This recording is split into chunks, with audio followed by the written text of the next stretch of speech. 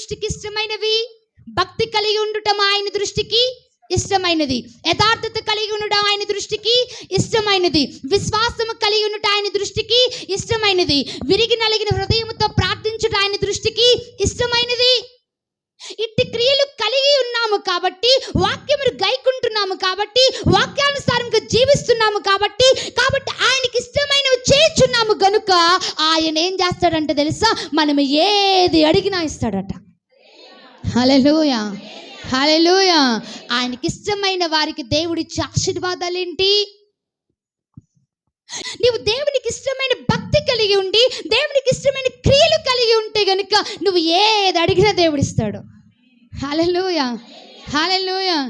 ఏది అడిగినా దేవుడిస్తాడు కదా అని చెప్పి లోక సంబంధమైనవి, లోకానుసారమైనవి అడిగితే దేవుడు అయినా అట్టి వారు దేవుడికి ఇష్టం లేదు. లోకాన్ని అనుసరించి వారు దేవునికి ఇష్టం లేదు, మరి వాక్యాన్ని అనుసరించి వారంటేనే దేవునికి ఇష్టం.